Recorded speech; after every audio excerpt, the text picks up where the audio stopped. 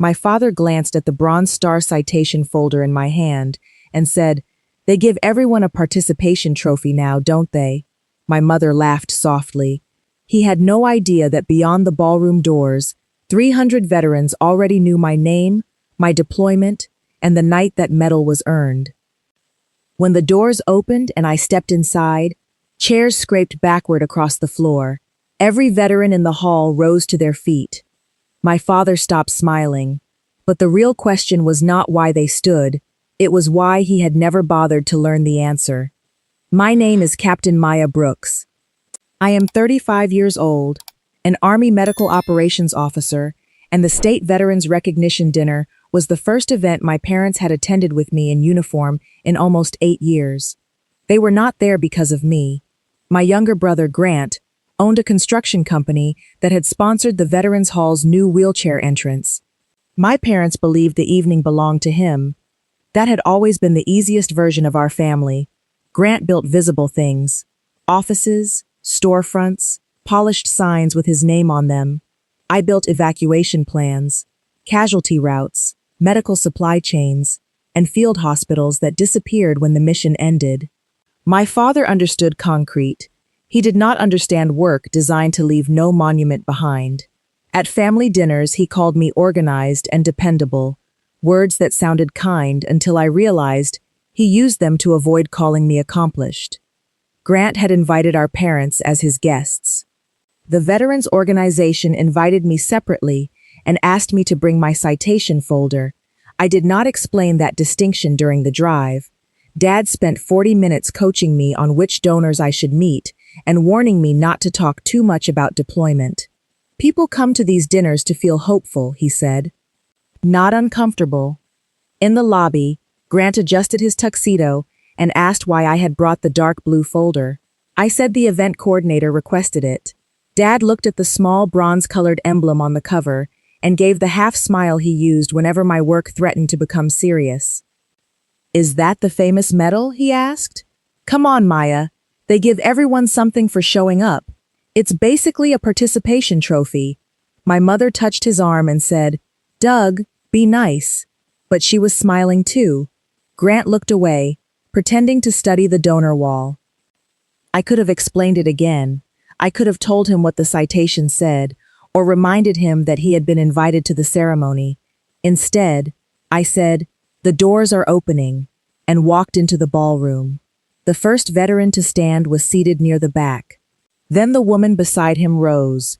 A row of Vietnam veterans pushed themselves up using the table. Younger Iraq and Afghanistan veterans followed. Within seconds, every chair in the ballroom was empty. 300 veterans stood without music, instruction, or announcement. Some saluted. Most simply faced me in silence. My father stopped beside the doorway. My mother's smile disappeared. Grant lowered the sponsor brochure he had been holding. At the podium, retired Sergeant Major Calvin Ross waited until I reached the center aisle. "Captain Brooks," he said, "welcome home." Then he looked toward the veterans. "Please remain standing for the officer who kept the Kestrel evacuation alive when the road, the radios, and the plan all failed." The applause hit a second later. It was not polite applause. It rolled across the room like weather. I saw Staff Sergeant Daniel Ruiz in the front row, walking with a cane, his wife beside him. Behind them sat soldiers I had last seen covered in dust, blood, and emergency blankets. My father leaned toward me and whispered, "You never told us this." I looked at him. "You were invited to the ceremony." He opened his mouth, then closed it. For once, there was no version of the sentence that made his absence smaller. 2 years earlier, during my deployment, our forward treatment site had been hit after midnight. The first blast damaged the communications trailer. The second cut the main road to the airfield. Wounded soldiers arrived faster than the medics could clear beds. Blood supplies dropped, and 2 evacuation helicopters circled without a safe landing route. The treatment tent shook with every distant impact, and the youngest soldiers kept looking toward us for proof that somebody still understood what was happening. Dust hung so thick beneath the floodlights that crews could barely see the markers. Every radio channel was crowded. The casualty computers went down. I was not the surgeon or the pilot. My job was to keep every moving part connected long enough for those people to do theirs. I redirected ambulances through a maintenance lane, shifted blood coolers into an armored vehicle, and rebuilt the casualty list by hand. I assigned runners to every treatment team because the radios kept failing. When the generator fuel truck vanished in the confusion, I found it and redirected it before the surgical lights went dark. None of those decisions looked dramatic. They looked like arrows, names, fuel numbers, and people moving exactly when they needed to move. A warning came in to pull the coordination team back. I stayed because one soldier was still missing from the list. We found him in a damaged storage shelter where 2 medics were trying to stop the bleeding. I returned with a litter team, then cleared the site on the final vehicle. 17 wounded soldiers reached higher care that night. One was Ruiz, a medic who had continued treating others while bleeding through his own uniform. Another was a 19-year-old private, whose mother later wrote me a letter I still keep. The citation used formal language, meritorious achievement under combat conditions, disregard for personal safety, actions essential to the evacuation of 17 casualties. Ross invited Ruiz to the microphone. Ruiz did not tell a heroic story. He told the accurate one. He described me writing names, routes, blood types, and aircraft times on torn cardboard because the computers were gone. He remembered me checking each litter tag twice and refusing to let an unidentified casualty leave without someone recording where that soldier was going. Then he looked toward my family. 17 people reached surgery because Captain Brooks kept 17 separate problems from becoming one disaster, he said. That is what her Bronze Star recognizes. Not attendance, not time served, not participation.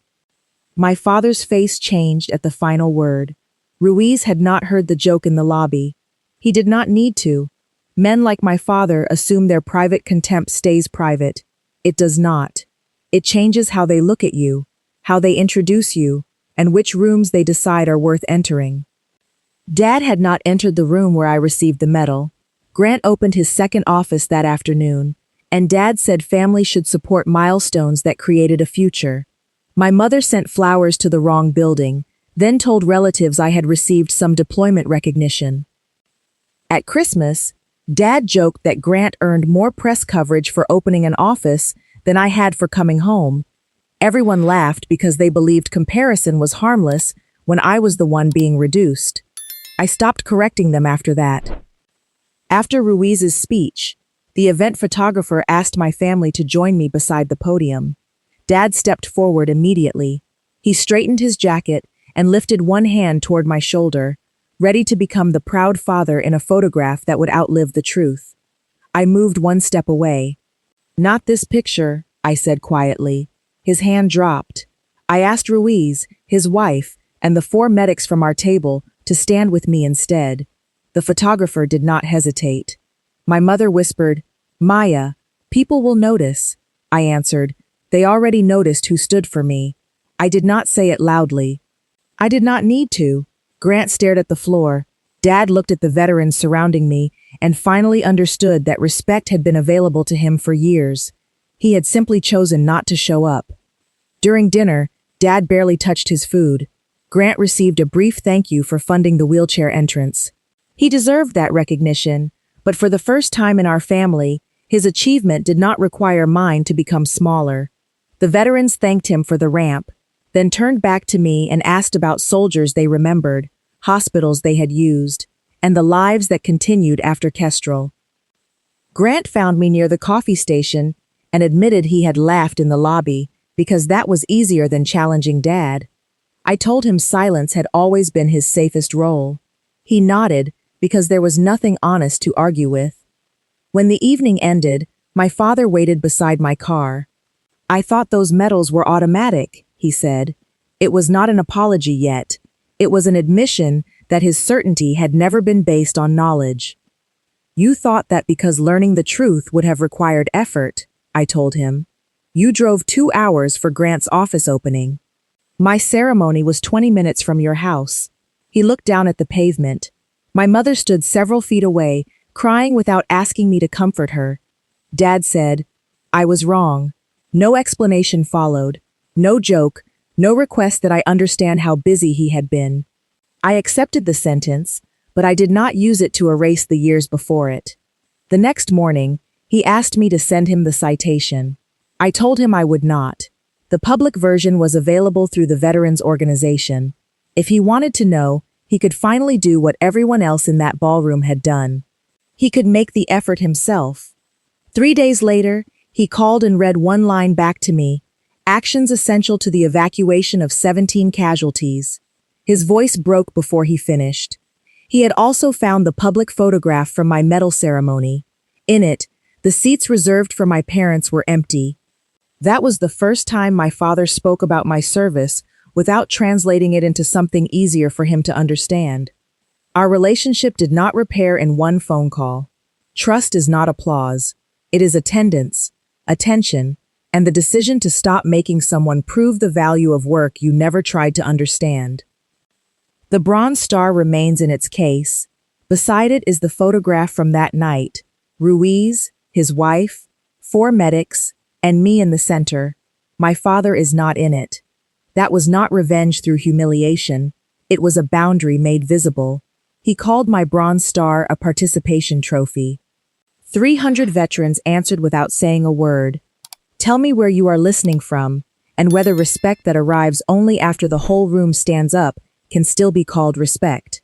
Subscribe to Velvet Revenge Stories for more stories of family betrayal, quiet strength, and consequences.